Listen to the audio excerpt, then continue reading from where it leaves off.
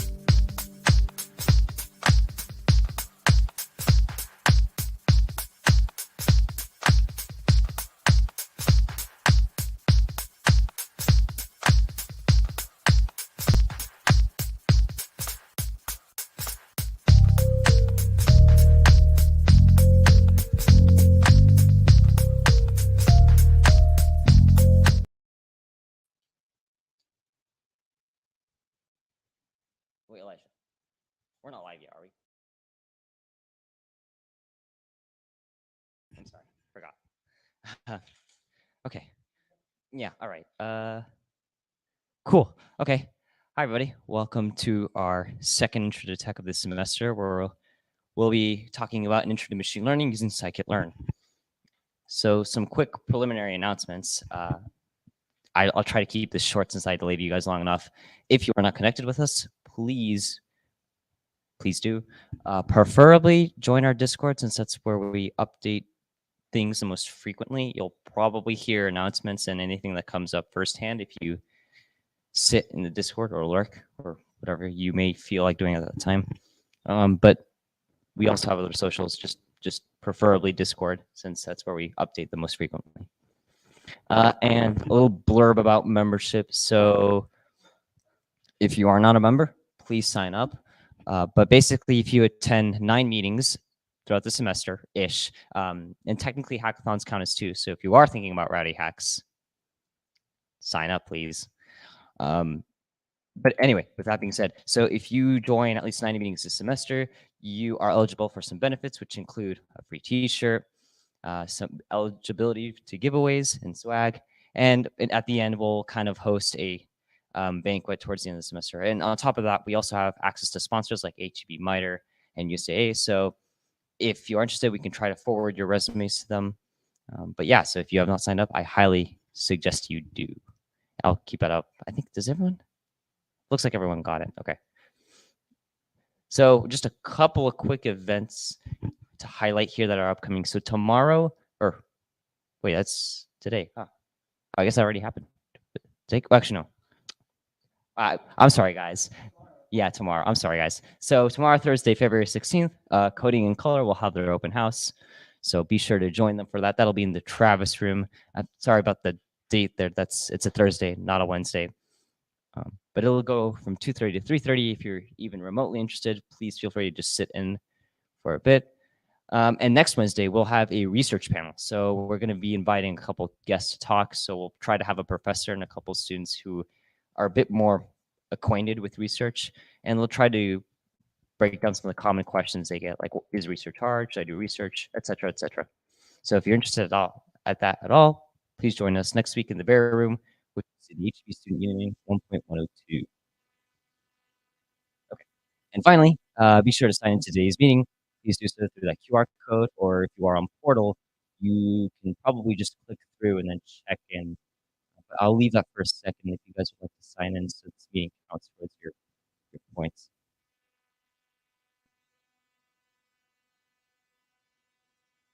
And if you missed it, don't worry. I will try to show this once again towards the end.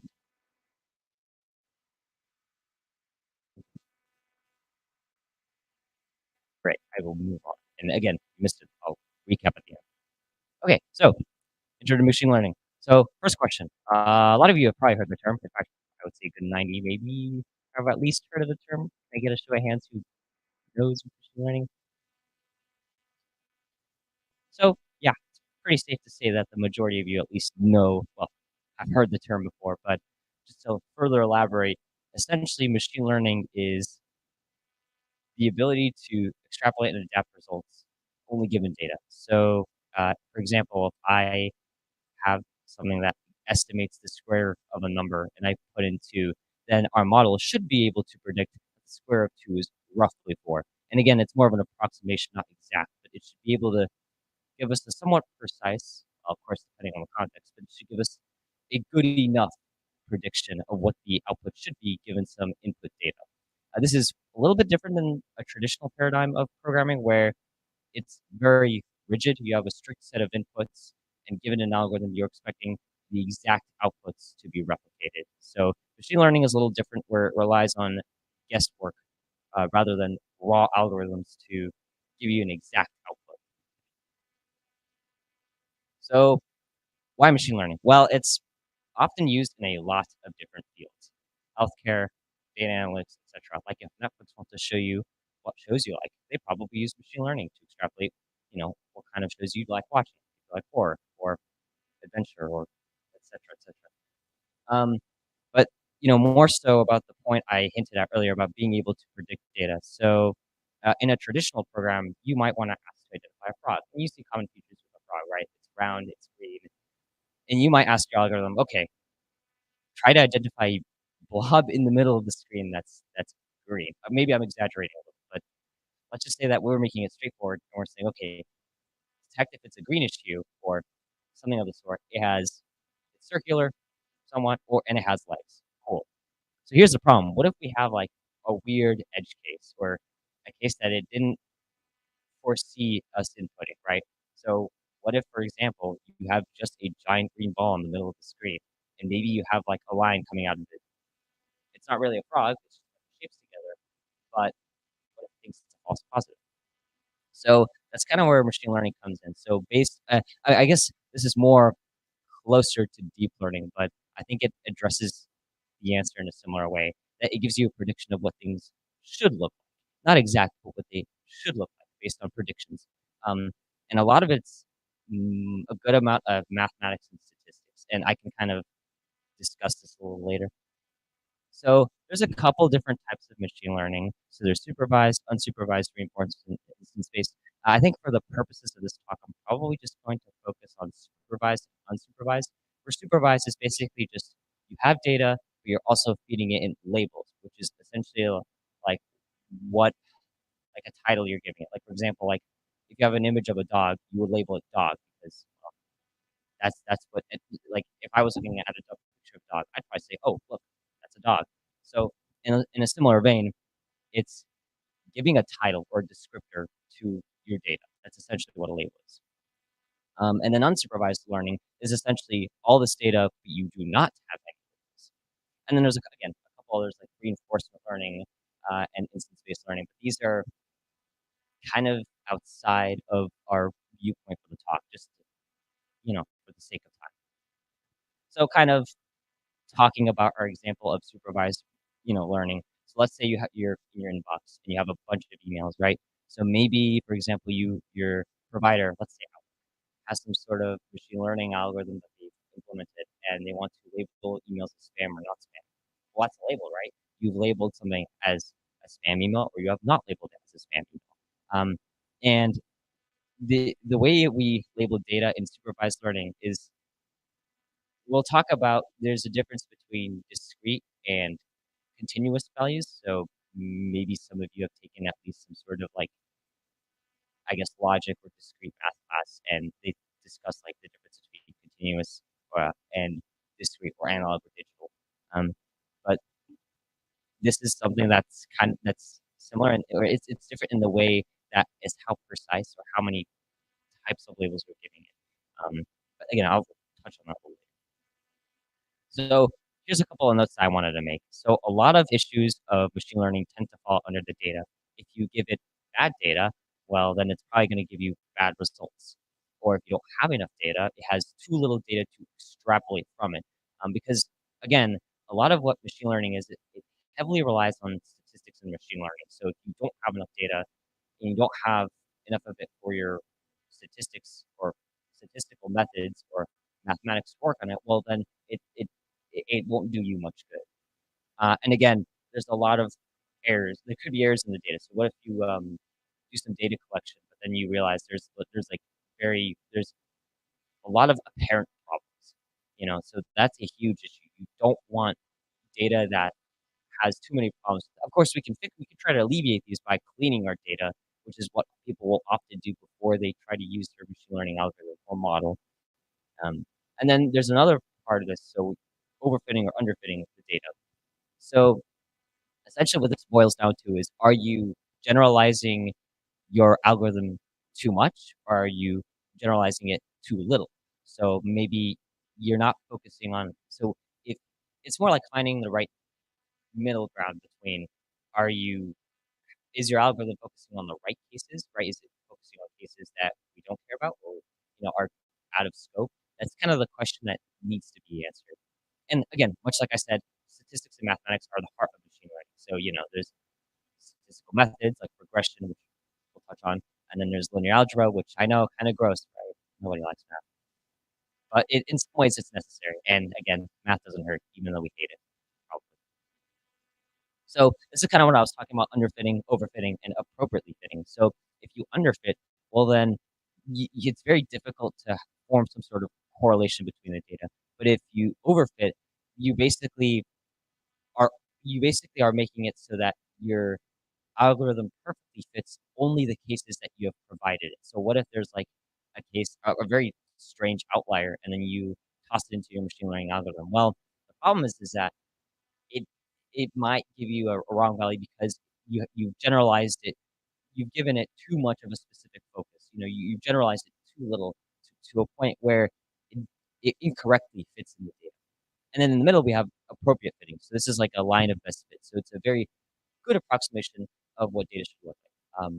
So if you give it some sort of random data point, it should give you, a decent predictor, and it's not giving you any sort of strange output. So a couple of points here for training models. So I keep dropping this word training. So I guess to elaborate, what I mean by training is, well, this is the process in which your machine learning algorithm starts to learn from the data you've given it. And so the question is how do we actually do that? So again, stats and a lot of math. That's usually where the background comes from. Um, in some cases, you really don't need to know the stats and math. In some cases, you do, and it helps. So like linear regression, line of best fit, that is all extremely helpful. And I think for the purposes of this talk, we'll keep it to just two types of training models: linear regression and gradient descent. I chose to highlight these because they're particularly common when we discuss machine learning algorithms. And even though I show you so, and even though I show you an example of the decision tree right there, again, we won't talk about it, but basically it's kind of like a typical if else statement. So if like a house has more than two bedrooms in that example above, you see the picture, well then if it's not the case, we're going to predict the price is about 178. If it is the case, well then we're going to predict it's a little higher, 188. But again, decision trees are out of scope, just for time. So again, some of the other questions that aren't answered, like what exactly do we input into our model? So this relies on obviously your raw data, so the data you want to analyze. But there's a more, I guess, succinct descriptor of this. It's called features, and features are essentially the independent variables or the characteristics or the things we want to describe in our data or are describing our data. So what I mean by features is, for example, if you're trying to figure out what is and isn't a frog, going back to our earlier example, you might consider, does it have bulbous eyes, right? Does it have four legs? Is it usually green? Is it small? Maybe it's poisonous. I don't know. That's something that you might answer or you might consider as a feature. Of course, depending on the type of analyses that you do. So this is where I kind of hinted at earlier. I talked about linear regression. Now the slide does seem kind of confusing. You probably see that theta and you're like, "Ooh, that's scary. That's an angle." Uh, it's just a variable, but essentially, the easiest way to elaborate what linear regression is, it's basically think back to your high school algebra class, right? When you were modeling a line, you typically use y equals mx plus b, right? So you have a slope, and then you have your variable x, which is some input, and then you have a b. So where actually you start your y-intercept. So the way this works is in a very similar way. You basically have some sort of variables you predict A and B, right? So you want to predict how much you change for every x, and you're also predicting where exactly do you start. And this is essentially what linear regression is. Is it basically tries to have some sort of statistical prediction between the relationship of a dependent and independent variable. And what I'm trying to describe in the mathematics there, which may be slightly confusing, is essentially that this relationship of um, describing variables, well, independent and dependent variables that are associated with each other, we can basically extend this out to having, more than just y and x. Or so we can say that like we have a specific slope and that's applied to some variable x1, some variable x2, some variable x3, and so on and so forth. And we're assuming that x's are features. So we can essentially just have a slope predictor or predictor of our change, which is associated with our features. Um, and we usually start out with a b, which is considered sometimes called a bias, but essentially what linear regression is it's basically just taking some algebra to use that to fit some sort of points into a line, or it predicts what kind of line would that look like. And typically this is called and typically when we're looking at how well data fits, we use something called correlation, which is what that picture there is describing. And correlation is essentially a value that's between 1 and -1, and that typically describes how strongly correlated is or how strongly related are the x and the y variables. So if you have a 1, that means that your x and your y variables or your dependent independent variables have a strong positive association. So as your dependent variable increases, so does your independent variable. And likewise, -1, if we're closer to -1, that essentially means that our y and our x have a strong negative association. So as you increase your x, or your y should decrease.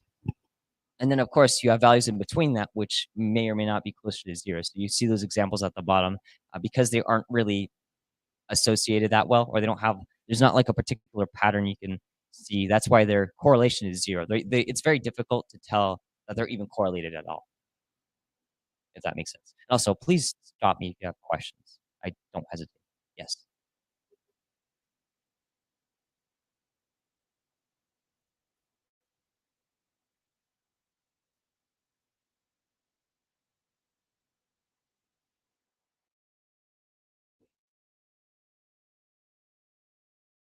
So I think that depends on like the test case. So, um, my understanding, a reward is basically like depends if it does a certain action or output right. So if it corrects, so for example, if you're training a model to try to learn, try to predict the squaring of numbers or the square of numbers, you might reward it if it's closer to 4, but you might penalize it if it's well, assuming 2 is our input. So if we take the square of 2, obviously the answer to us is 4, but if it's predicting it using statistics, right, you could probably reward it the closer it is to 4. So if it's like within plus or minus 4, you might you might give it a reward. And you might tell, okay, look, you're on the right track. Versus if it's further to some limit you set, then you might penalize it for saying, okay, well, you're a little too off, so therefore I'm going to penalize you. Um, so I think that really what you're rewarding on kind of depends on what data and your target, um, if that makes sense. Okay, great, cool. I'll move on. So, um, there's this other algorithm called gradient descent, which I'm going to talk about here in a sec. But before I do, I like to move on to our actual examples. So I have created a Google Notebook here or Collab Notebook here, and I'm sorry for the light mode. I'm going to blind you guys. Um, I'm going to link this in the stream chat here, just so you guys can easily access that. And I do not want you to type in manually.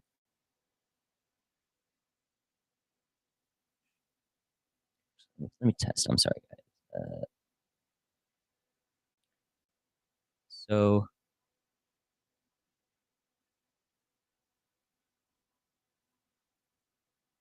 okay, so those links should be shared momentarily, and if any of the stream chatters can't get to it, please let me know, and I will.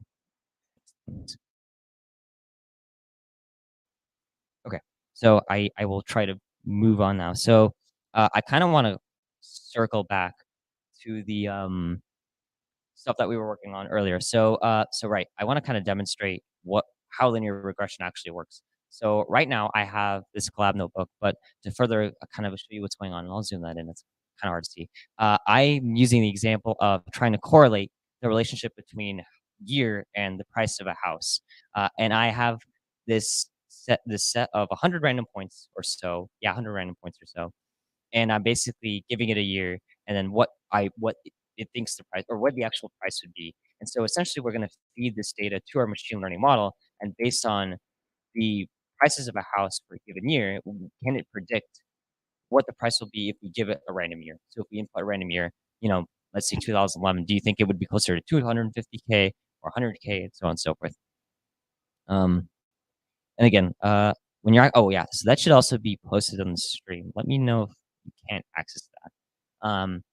But basically, what I'm trying to do here is it's just a set of data, which we associate a year and a house price. Um, and so coming back to our Google Notebook, which I'm sorry guys, that's probably a little difficult to see. I'm going to zoom that in further. So what's nice about Collab is that you can kind of conveniently run a lot of, I guess, blocks. So you can run code in chunks rather than all at once.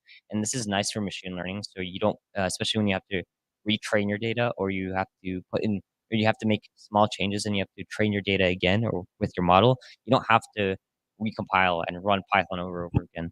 So this just offers a convenient way to sort of run blocks of text. Um, so following with our tutorial, the first thing we're going to do is we're going to import all the necessary libraries here. And the first, so matplotlib is just for plotting, numpy is for just numerical analysis, and pandas is basically just for analyzing CSV files, so which is what we're going to use today. And then this sk.linear model, so that's related to the actual machine learning model that we'll use. So scikit-learn, which is a library that we're using today, basically has a collection of machine learning algorithms. So as we don't have to write one ourselves, we just let scikit-learn kind of handle that for us. So if you press this play button here, you can run a certain block of code, and these basically run on like Google servers or their runtimes, and this checkmark isn't ran fine. You can also do Control Enter, and when you click on a block, and you can run it. And so the way we're going to import data is if we look at this little folder here. If you do, so you can do upload, and you can upload a file here. And I will really quickly upload my file here. One sec.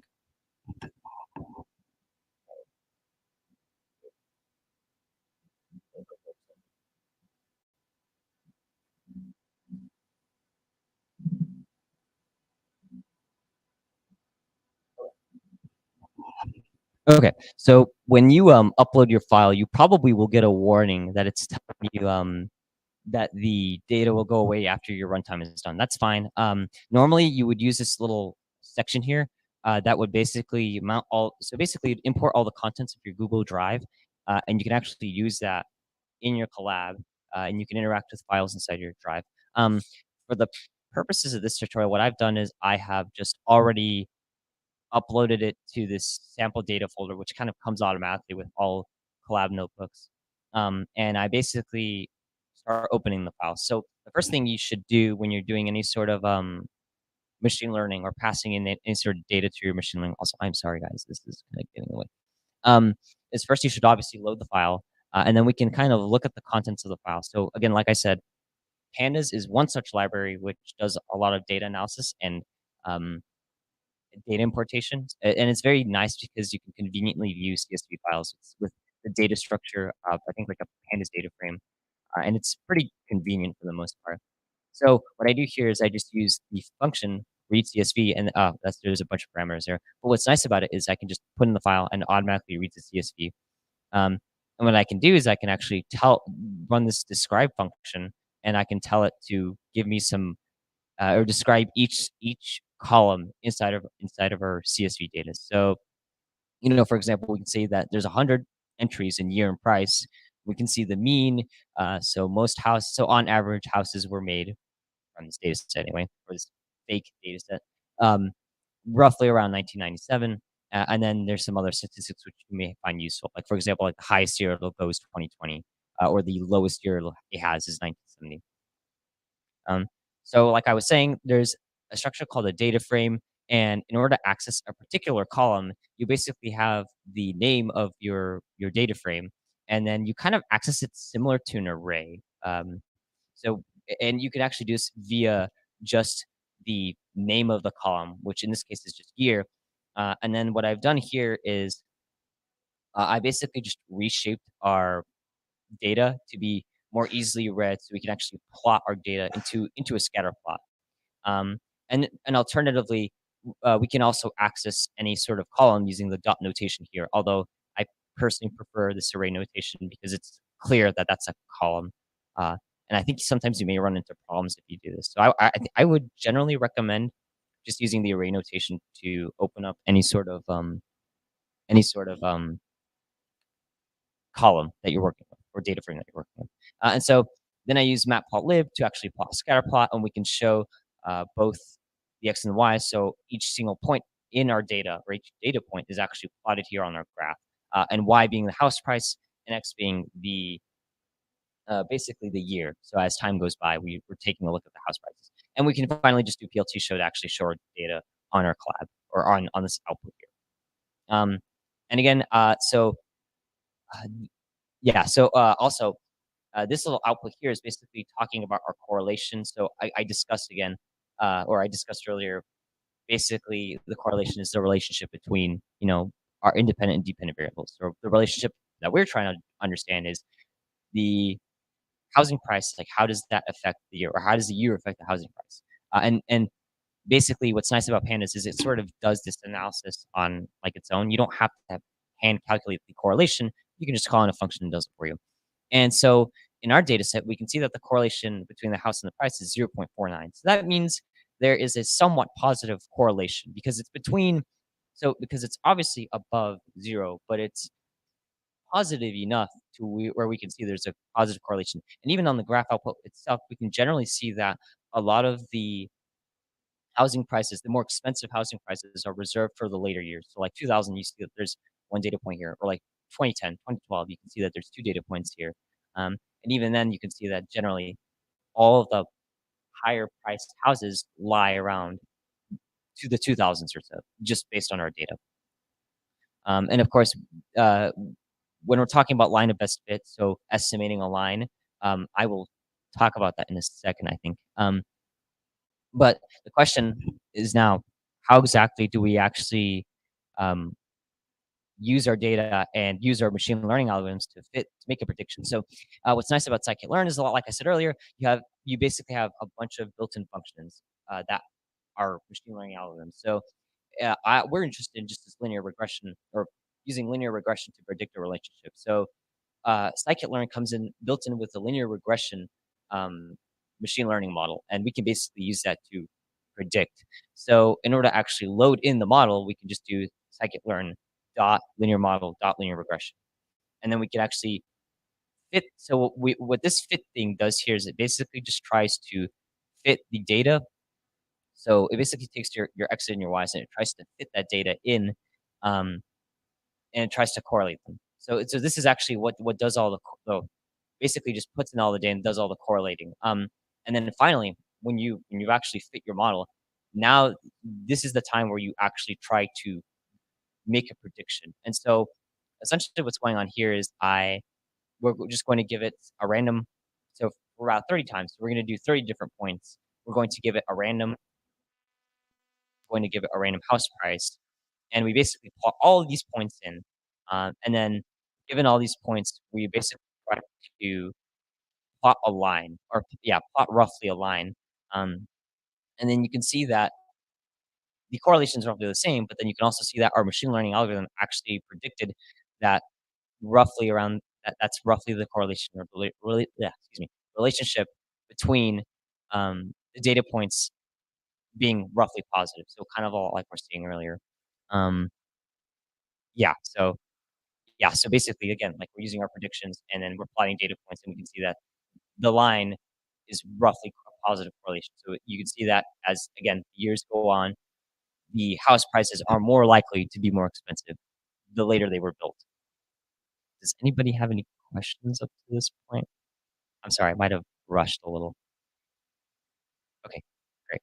Okay, so I'll go ahead and move on back to discussing gradient descent. So we looked at linear regression, right? So we looked at giving a bunch of data points. We can give a numerical estimate as to what a particular point would be. So, like in our case, we were interested in the housing prices.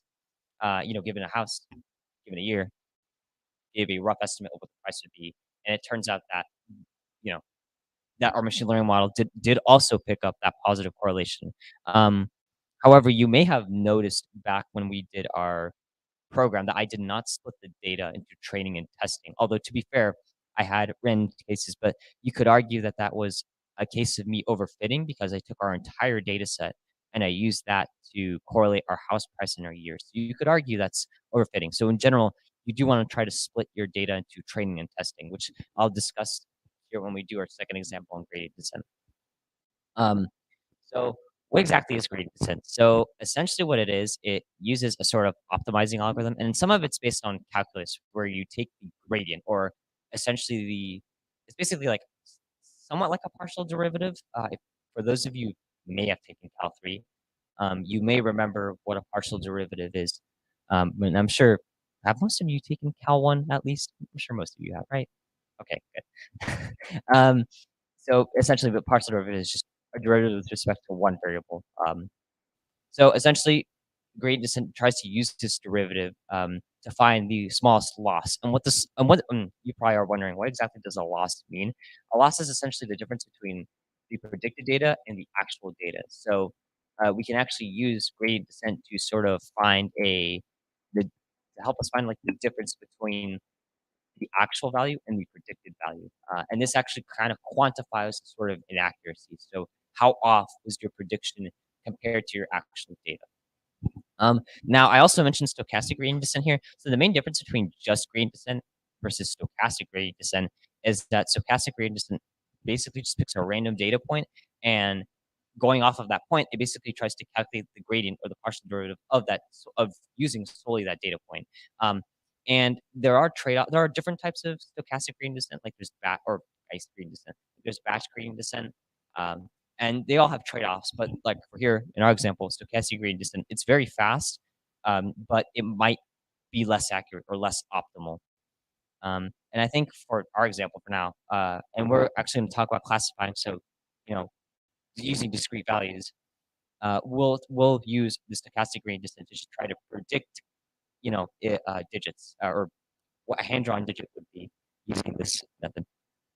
So this is kind of the algorithm I was talking about with gradient descent. So essentially, you pick a data point and you keep taking the partial derivative throughout like your training or your iterations, and you try to figure out what gives you the least amount of loss, or what has the least amount of inaccuracy between your what it's predicted and what it's actual. So sometimes it's called a cost function, sometimes it's called a loss function.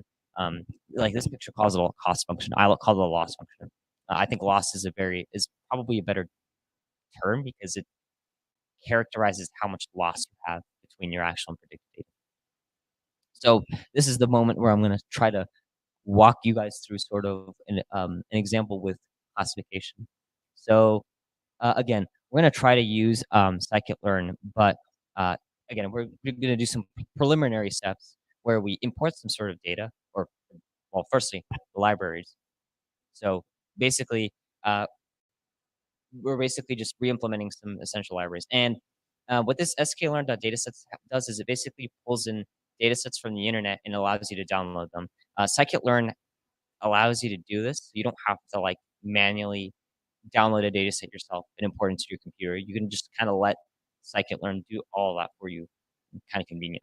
So once we've actually imported our libraries, we have to once again import our data, which because it's basically downloading all these points of data, it's going to take a little bit. I guess for context here, essentially what the data we're looking at is essentially just children's handwriting, and they've basically written numbers, and then there's like a label attached to them. So again, this goes back to our discussion about supervised learning, where we have a label attached. So all these data points have a label attached, and it's the number that kids have drawn. So like for example, if you see a picture 6 inside of the data, well then the label is 6 because that is essentially what the data has been characterized as. It's like if someone draws a 6, well then yeah, you would label it as a 6 because well, it's a 6. And so while that's downloading, I'll discuss a little bit more about what we do here. So when we load in our data, so basically this MNIST data set is basically just a giant array of arrays. And the reason for that is because each sort of data element or data point is essentially just I believe a 28 by 20 image, yeah, as it says right there. And there's like 70,000 of them. So, and these 28 by 20 images are just black and white images. So, so where the black is actually the handwriting and the white is just the background. And so what I'm doing here first is that I'm basically just separating. So what's nice is that I'm using this keys thing to show you what kind of features our data has. So in our case, for the MNIST data set, you have both the data and the target being the actual label, and the data actually being the picture itself, that 20 by 20 picture. And then there's, of course, some other stuff that you might find useful, like, for example, feature names, target names, and that sort of thing. We won't care about these too much. They're more like used for internal stuff. We're focusing on more like the actual label or the target and the data points themselves. So what I do here first is I obviously allocate a variable for our data and our target or our label. And then for convenience, I basically just make this a NumPy array. You'll see a little bit later on here when I'm talking about the formatting of the data, it makes it a bit easier, and it basically just prevents errors from happening. So what I mentioned earlier about overfitting and underfitting, so I kind of briefly discussed it, but you don't want to use all of your data to try to train your algorithm. And the reason for this is because if you use all of your data, that may lead to the problem of overfitting. So for a brief recap, overfitting again is basically just if you fit your data too perfectly, if you fit your given data too perfectly, that if you have some sort of like outlier case outside of your data, it will correct this thing like completely wrong because it only knows the entire data that you've given it. And the reason why we want a testing or validation set is basically you allocate a certain amount of part of your data or a certain amount of percentage of your data to test if you know your model is actually correct or if it's giving you at least accurate, desirably accurate results. And that's why we have both a training and testing data set or training or where we split our data set into portions where we train and portions where we test. And um, training, typically testing is somewhere around 25% or 10%. It depends on your use case. Like if you want more test cases for your machine learning algorithm, you may want to increase how much of the data you allocate to test. And sometimes you may want to allocate less of it to test. But generally, 10 to 25% is a good number or a good number of data points of your data set to test or have as your testing data set. So in order to actually go on ahead and test if, we can correctly predict numbers, what we'll do is we'll basically take in all of our training sets and we'll see which parts of our data set or training data set are indeed a 7. So if basically what it does is it just returns a list where if the data is a 7 or if the label of the data point is a 7, then it should return true. Otherwise, it should return false. And this is just one giant list. And then next, we basically use our classifier. So I talked about our stochastic gradient descent classifier, and we basically just try to fit our data using this classifier. And this little part here, random state 42, this basically just gives it like a random state, and it basically just makes sure that the output is the same every single time. So if it has like a particular prediction that's like a couple decimal points different, by setting this random state, like we know that it is always going to be, these values that it's outputting or spitting, or it's outputting these values as its predictions or from the fitted data set. Kind of like a seed, if some of you are familiar with that. And then obviously, finally, we fit this data in. And I also want to show you the array here of all of which ones are and aren't 7. So really quickly. I just want to show you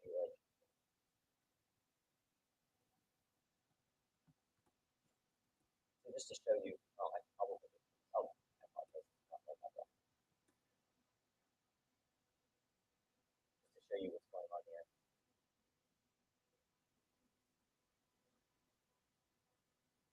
Yeah, so you'll notice it does take, so the stochastic gradient, it does take a little bit to fit. Like in this case, it's not as fast as the linear regression. You can see here that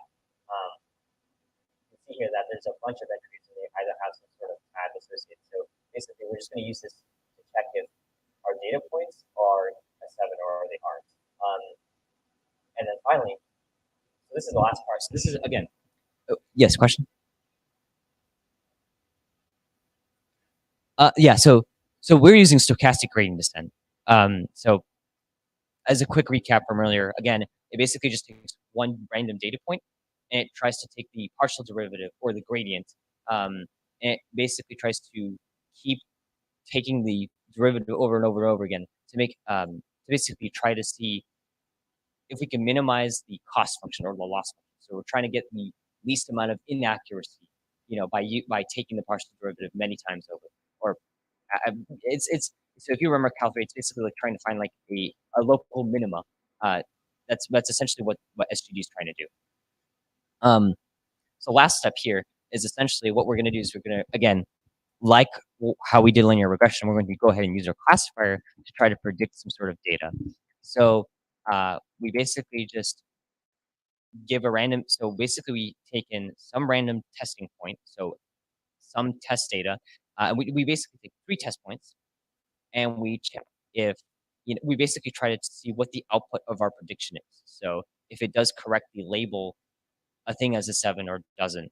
So that's basically what we're trying to do. We're trying to see if the data can correctly predict if a number that was drawn was 7 in our case. You can change this to like a 3 or a 2 or whatever. But in our case, we're just going to see if it accurately or somewhat accurately predicts that a drawn data or a drawn picture is indeed a 7 or the label or yeah, it's indeed a 7.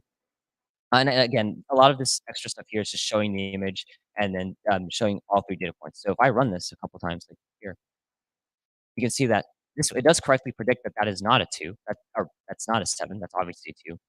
And like this one, it predicts that that's obviously not a 7, that's a 2. And once again, that's obviously not a 7, that's a 3. And then you can run this a couple times. And I'm gonna see if I can get one true here. It's like again, it's it's somewhat accurate in which it predicts that this is obviously not a 7, that's a 2, that's a 9, that's a 9. So you can run it a couple times here and see if it will get us. Like this one, it accurately predicts that was a 7. So it basically just predicted that that was indeed a 7 drawn by someone. And then again, same thing with these two. It accurately predicts that it's a 6 and a 4. I think I have a slide, an example of my slides here. This is slightly different where I used an 8 to test, but you'll notice that although what's weird is that it does mispredict this as not being an 8, even though it should be an 8. But however, it does actually predict that this is correctly predicts that this was an 8. So part of our problem, at least for what I've done, is uh, sometimes you have unique cases where the handwriting is very close together, where there's not really any bottom shape here, and it may mispredict that being a different number when in reality it's considered an 8. So I'll go ahead and move on. And so apologies for the long delay, but basically that pretty much wraps it up to kind of point you in the right direction of what you should do next. And arguably these things can explain a lot of the concepts better than I can, or at least I hope you found some of what I said helpful. Um, Basically, there's a couple of good websites for machine learning. So if you need data sets to work on, so if you just want to work on some problem and see what kind of data analysis you can do, there's a couple of data sets out there, so like Kaggle, UOF. Kaggle is basically a website for machine learning related resources. They have a bunch of tutorials. Again, probably of higher quality than mine. But there's also data sets like Amazon. They have their own set of data or different data sets that you can look from. And Wikipedia apparently also has some. It's pretty easy to find. And then there's some other applications of machine learning that you can go deeper. So that, like for example, computer vision. That's something that might be of interest to many of you. Or deep learning. That's something that may be of interest to all you. And again, if you checked in, please feel free to leave feedback about that. I I've seen some comments that would prefer more machine learning and AI stuff, and we can definitely do that. And finally, even though I haven't directly discussed some of these things, there's other libraries like TensorFlow and PyTorch, which both can be used for machine learning. Often they're used for deep learning, but you can definitely use them for machine learning. If you know of a neural networks can technically be used for machine learning, and TensorFlow and both TensorFlow and PyTorch can use them. So that pretty much wraps it up. I'll leave the sign in here for anyone who is not signed in. But again, thank you for tuning in the meeting and for asking me questions. Oh, great point. I'm sorry, guys. Thank you, Elijah. Do you guys have that on StreamYard?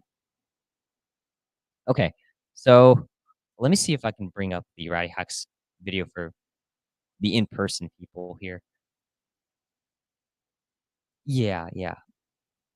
I think I have mine on muted. I'm sorry, guys. Technical difficulties. Unexpected technical difficulties. And